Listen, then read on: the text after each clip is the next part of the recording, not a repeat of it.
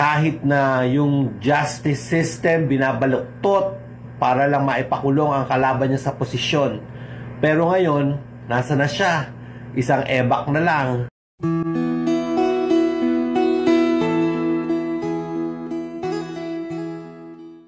Ano kaya ang pakiramdam ng isang tao pag dati isa kang makapangyarihan, tapos dahil sa pagiging ganid mo sa pera at sa kapangyarihan mismo ay nabaligtad ang sitwasyon mo sa buhay at naging ebak ka na lang. At ngayon, lahat ng mga tao na dati pumapalakpak sa'yo, sumusunod sa'yo, ang mga kasama mo na lang ay mga ebak din na kamukha mo. Ganyan ang nangyari kay Digong, hindi ba?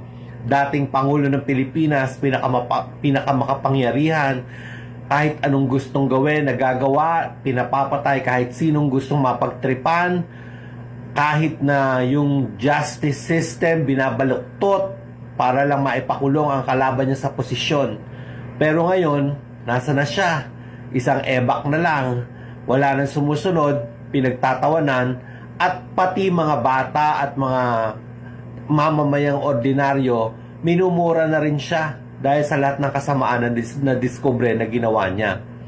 Tapos itong anak niya na si Sara Duterte, si Sara may kapangyarihan pa dahil vice president pa, pero hindi na siya makapangyarihan. Magkaiba yung may kapangyarihan dahil nakaupo pa sa makapangyarihan, kasi hindi na siya makapangyarihan.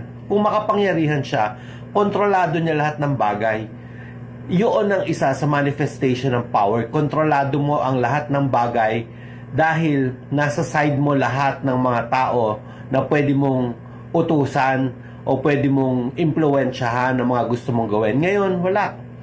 Hanggang sa NBI, pinapatawag siya for an investigation, may impeachment case, tapos lahat ng tao sinasabi na may sayad siya, na baliw siya. Tinatanong kung saan niya ginastos ng mga pondo na ipinagkatiwala sa kanya. Hindi na makapangyarihan ng tawag dyan. Isa pa, yung mga DDS na dati, feeling nila makapangyarihan din sila dahil alam naman natin ang sabi-sabi, proximity to power is in itself power. Kapag nadikit ka sa makapangyarihan, ang pakiramdam mo, makapangyarihan ka na rin. Kaya tingnan natin si Harry Roque dati. Nung nakulong si Laila de Lima, tuwan-tuwa at sinabi pa niya may she rot in jail forever. O ngayon, sinong hinahabol ng batas? Sinong nagtatago? Eh di si Harry Roque, sinong nabulatlat pati ang love life? Sigurado sirang-sira ang pamilya niyan eh. Kahit hindi niya sinasabi, alam natin na yun ang repercussion ng mga ginawa niya at na mga bagay na nabiso tungkol sa kanya. O ito pang si Kibuloy, makapangyarihan nito dati. Sobra makapangyarihan na akala mo siya talaga ang anak ng Diyos. Pero ngayon, nasa si Kibuloy?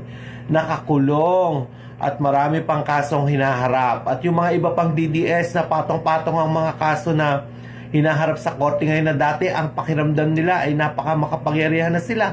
Hindi sila makapag-impluwensya para ma-drop ang mga kaso nila. At ngayon lahat sila ay nagsasama-sama.